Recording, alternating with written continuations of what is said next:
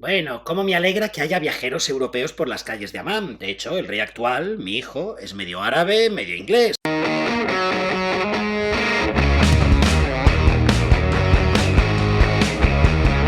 No tenía nada con lo que presionar, así que tenía que negociar, y con humildad, con todo el mundo. Estábamos en la guerra del 73 y lo que había cambiado era, sobre todo, el liderazgo en los países árabes que eran mis aliados.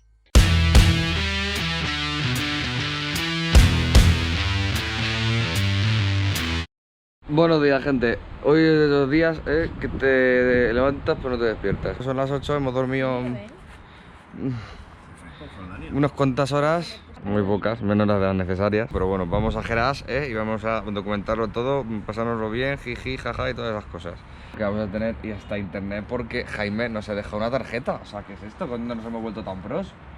Pues por contacto con Jaime. Me dicen por el pinganillo que la primera parada es Unquais.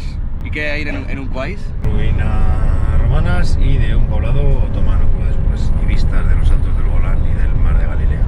Bueno, pues ya que hoy vamos por lo menos a divisar territorio sirio, vamos a aprovechar para contar lo que pasó cuando se fueron los franceses y cómo sobrevivimos los sirios a las nuevas potencias coloniales. ¿Qué tal, segunda expedición? Yo soy Michel Aflaq, sociólogo y filósofo damasceno y fundador además del partido Ba'ath, que todavía gobierna hoy en Siria y que gobernó en Irak hasta la caída de Saddam Hussein en 2003. Ahora ya adelantado, utilizando el claxoning, musicote, datos en el Google. ¿Qué más se puede pedir? Bueno, pues yo nací en Damasco en 1910, todavía en lo que era el Imperio Otomano, en el seno de una familia de clase media cristiana griega ortodoxa. Recibí educación occidentalizada durante el mandato francés y en 1929 me fui a París a estudiar en la Sorbona. Si queréis repasar cómo se creó el país como mandato francés, podéis volver al capítulo 17 sobre el Tratado de Sykes-Picot o al 35 sobre el protectorado francés en Siria, donde también os cuenta Pasha al-Atras la gran revuelta contra los franceses del 25, que yo era demasiado joven todavía para participar, solo tenía 15 añitos. Bueno, pues en París, ya con 19 años, me motivé mucho con Marx, pero cuando volví a Siria, en el 36, rápidamente me desmotivé con los comunistas al ver que el gobierno del Frente Popular de Léon Blum en París no pensaba dar independencia a sus colonias. Y peor aún, al Partido Comunista Sirio le parecía bien, así que entendí que los partidos comunistas de la época eran también herramientas al servicio del imperialismo, solo que en este caso no francés, sino soviético. Esto me marcó tanto que aunque siempre fui socialista, fui muy reacio a acercarnos a la URSS. Las aceras que hay delante de las casas no pertenecen a los ayuntamientos, sino a las personas que tienen las casas. Con lo cual cada uno puede hacer lo que le dé la gana con su acera. Puede ponerla más alta, más baja, poner un árbol enorme que no puede pasar nadie, no poner acera, aparcar tu coche y subirlo en la acera. ¿Sabes? Los coches están subidos en las aceras porque la acera pertenece a la persona que tienes enfrente. Así que siempre tiene plaza de alojamiento, tiene sus ventajas y también sus desventajas. Hojitas, florecillas, palmeras. Una iglesia, claro. Pues claro que hay una iglesia, aquí en Jordania un poco menos, pero en Siria hay un 10% de población cristiana, un 3% de drusos y el resto musulmanes, la mayoría de los cuales son suníes, pero también hay chiíes, alawíes, ismailíes y dodecimanos. ¿Ves? Esto es otro punto en el que no podía estar de acuerdo con los soviéticos y su ateísmo, que estamos en la tierra donde nacieron las 3 grandes religiones monoteístas, y otra cosa no, pero aquí la gente, más allá de diferencias, es creyente. Voy a aprovechar el viaje para hablaros de la teoría política que desarrollé para el partido Ba'ath, que si no son todo conflictos y golpes de estado, y eso da una imagen distorsionada, que además de conflictos también hay mucho pensamiento interesante en el mundo árabe y musulmán. Por ejemplo, el mío. Vamos allá. Ba'ath significa renacimiento y se basaba en 2 pilares, nacionalismo panárabe y socialismo. Bueno, el partido que tú fundaste se llamaba Iyya al-Arabi, reanimación árabe. El Ba'ath al-Arabi, renacimiento árabe, lo fundé yo, pero me quitaste la idea y en el primer congreso del partido me excluiste. ¡Ay, siempre con lo mismo! Que eso viene después, ¿no ves que estoy hablando de mi teoría? ¡Qué pesado! Bueno, pues os decía que las bases de mi teoría son nacionalismo panárabe y socialismo. Vamos a empezar por la parte nacionalista.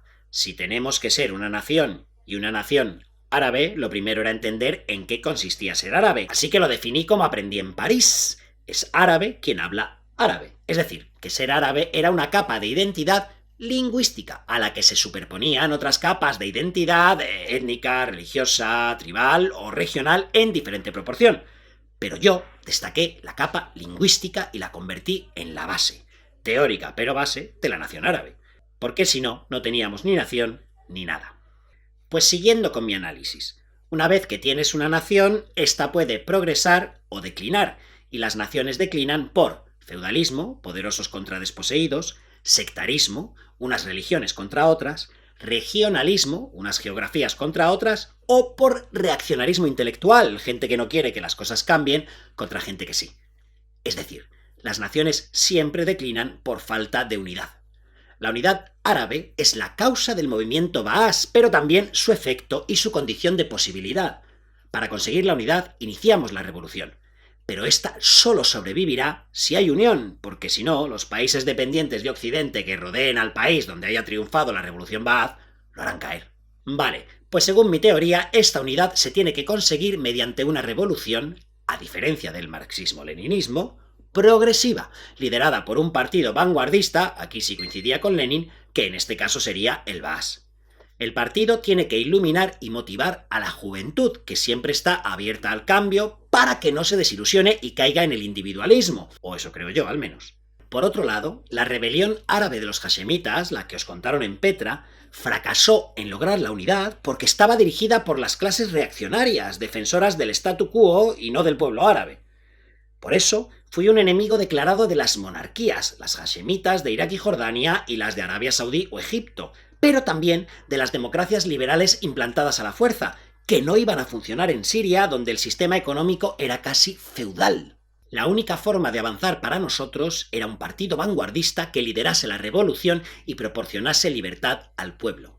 Y este partido, aunque socialista, sería la respuesta árabe también al comunismo soviético, del que además de las diferencias que ya hemos mencionado, nos separaban otros cuantos factores. Para empezar, éramos nacionalistas árabes y no internacionalistas proletarios como ellos. También éramos defensores del laicismo, pero no ateos, y en lo económico, aunque sí que abogábamos por una prevalencia del sector público, no creíamos ni en la lucha de clases ni en la abolición de la propiedad privada. Bueno, pues para terminar esta exposición de mi teoría política me queda el tema del Islam. Aunque yo fuese cristiano, consideraba al Islam como elemento cultural unificador y expresión del genio árabe, que como es una capa de identidad, sobre todo lingüística, tiene en el Corán la máxima expresión del genio lingüístico árabe. Aún así, yo creía que el Islam debía estar separado del Estado y que todas las confesiones debían tener el mismo tratamiento. Pero moral y religiosidad, a diferencia del modelo soviético, eran valores necesarios para sacar adelante nuestro proyecto revolucionario, tan anti-ateo como antifundamentalista. Vale, hoy estamos yendo hacia el norte, como si fuéramos a Damasco, desde Amán, y entonces el paisaje es un poquito más verde. De hecho, Beatriz dijo el otro día, si me despierto y me dice que estoy en La Mancha, me lo creo. Y creemos que ese coche delante va haciéndonos un fuego jordano de jovencitos que consiste en que nos frena. Porque creo que antes no lo he dejado pasar en algún sitio y me la tiene guardada y ahora va. Mira, una tienda.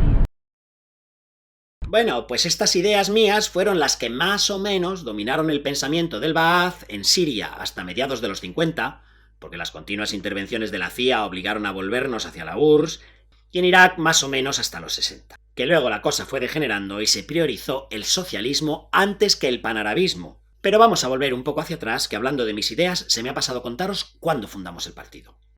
En el 41, todavía bajo ocupación francesa, nace el primer germen del partido Ba'ath, cuando yo y mi colega Vitar, amigos desde la época de París, fundamos un comité para apoyar a los iraquíes en su revuelta contra los británicos. ¿Pero cómo puedes decir eso si ya en el 40 yo había fundado un partido que se llamaba Ba'ath? Y además, yo no estaba nada de acuerdo con lo de apoyar a los iraquíes en una batalla contra los británicos que estaba perdida de antemano. Otra vez tú, madre mía, qué pesadito con lo del nombre del partido. Conseguimos pasar. Venga. Otros tres. Nos hemos estado durmiendo en el viaje. De manera incómoda, pero bueno, es que hay cansancio. Y madre mía, estos dos que están ahí, on fire. Este hombre conduciendo, este hombre de copiloto ahí. Están on fire, de verdad. están on fire. Es momento de señores.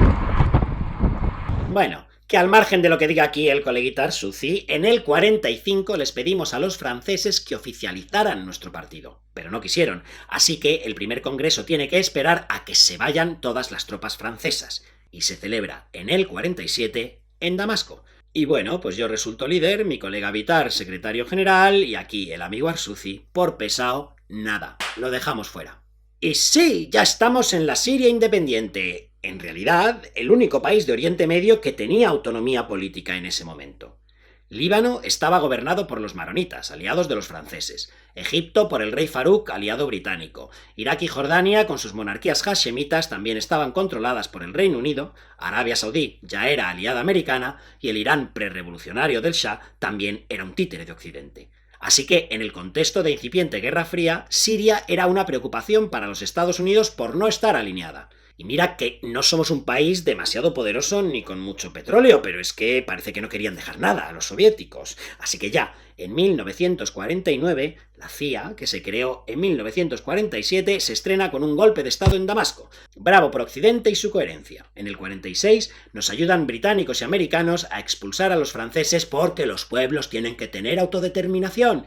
Pero 3 años después te montan un golpe de Estado para cambiar tu gobierno. Impresionante. Desde la independencia estábamos gobernados por Kuwatli, un terrateniente de las clases reaccionarias, vamos, que había conseguido sacar a las tropas francesas en el 46, pero que yo veía como el responsable del fracaso en la guerra contra el recién creado Estado de Israel en el 48. De hecho, después de la humillación militar frente a Israel, yo aprovecho para organizar protestas contra Kuwatli y así medir la fuerza del partido. Y como los americanos ven débil al gobierno de Kuwatli, pues facilitan el golpe de Estado de marzo del 49 del general Zaim para evitar que los partidos que a ellos no les gustaban llegaran al poder. Y esto incluía tanto a nuestro partido Baas como al Partido Comunista o a la rama siria de los hermanos musulmanes. Bueno, pues cuando Zaim llega al poder, se declara anticomunista, lo que quería Occidente, y prohíbe los partidos políticos.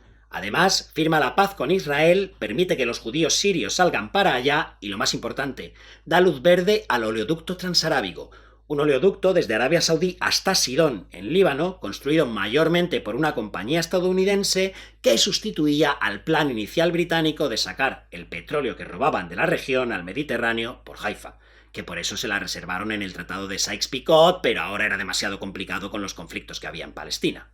Y sí, he dicho robar, porque aunque sus compañías petroleras lo extrajesen legalmente, esa legalidad se la habían inventado ellos y la habían impuesto a la fuerza. Y además, en la zona los propios franceses, que en París no paraban de repetir que la legalidad emanaba del pueblo soberano, y eso, increíble. Bueno, pues Kuwatli, el anterior presidente, se había negado a que ese oleoducto pasase por Siria y simplemente se lo quitaron de en medio. Igual que cuando en 2011 Al-Assad se negó a la construcción de un gaseoducto americano que también intentaron tumbarle después. ¿Será casualidad? Bueno, volviendo al 49, el mandato de Zaim no duró mucho porque en agosto del mismo año hay un nuevo golpe. Pero esta vez el presidente Al-Atassi quiere recomponer el gobierno civil e incluso me nombra a mí ministro de Cultura. Único cargo gubernamental, por cierto, que ocuparé en toda mi vida y que tampoco fue demasiado largo porque en diciembre del mismo 49 hay un tercer golpe de Estado a manos del general Shishakli, que progresivamente vuelve a instaurar una dictadura militar anticomunista y vuelve a prohibir los partidos políticos. Para contrarrestar su poder, en el 52, los baasistas nos fusionamos con el Partido Socialista Árabe, y junto con el Partido Comunista, los Hermanos Musulmanes y la comunidad drusa, todavía liderada por Pasha al-Atras, que lo conocisteis en el capítulo 35, organizamos el golpe de Estado que sacará a Shishakli del poder en el 54. Shishakli, además de llevar a cabo todas las políticas anticomunistas que Estados Unidos le solicitaba, había sido especialmente represor con los drusos, tradicionalmente de izquierdas. De hecho, y como curiosidad os lo cuento, después del golpe de Estado, Shishakli se refugia en Líbano, de donde tiene también que huir en dirección a Brasil por las amenazas de muerte del líder druso Kamal Jumblat, que lo conocisteis en los capítulos de la Guerra Civil Libanesa. Y bueno, con la expulsión de Shishakli, Siria se estaba resistiendo de nuevo a entrar en la esfera occidental, pero también mantenía la influencia de la URSS a muy bajo nivel, porque sabíamos que era, aunque de otra forma, también imperialismo. Sin embargo, los acontecimientos empezaron a precipitarse y hubo que volverse hacia los soviéticos por protección. Pero bueno, esto ya os lo cuento mañana, que creo que ya estáis llegando a un país y a la frontera siria también. ¡Ay, qué emoción! Volver a ver Siria. Qué ojos tienen, tío. ¿Dónde dices que estamos, Santiago? Donde Cristo pegó la última voz y no lo escuchó ni nadie, ni Dios. Por Dios. Pues hemos arribado a un quais. ¿Castel? Me encanta la barrera esta. Ahí también. Qué inmenso todo. Pues al parecer estos son los restos del pueblo otomano. Vamos a adentrarnos un poco más. Aquí está la parte romana, que hay un teatro, parece ser negro de basalto, va a ser bastante guapo. El resto es un pueblo otomano. Y por aquí está el punto donde se mira hacia el mar de Galilea o el lago Tiberíades y los astros del Golán. Aquí estamos, y de la ciudad que venimos, Amán. Y por el otro lado, como veis, rápido, Jerusalén, Nablus, Jenin. Que llevaremos la semana que viene, inshallah. Y esto era el patio de los otomanos, donde quedaban aquí para hacer sus... Vendían aquí las cositas, sacan el mercado, tenían sus... de todo, vamos, de todo. ¿Qué tal por ahí? Mira, está toda esta planicie como aquí delante, que creo que pilla todo este monte y el lago Tiberíades tiene que estar ahí detrás. Sí, yo creo que está ahí abajo, sí. Y los altos del Golán para allá. Pero es desde el otro lado que se ve mejor, yo creo, sí. Pero bueno, aquí se puede ver una panorámica de lo que era el pueblo otomano. Claro, es que mola, ¿eh? De repente la piedra blanca y el basalto negro Sí. funcionan.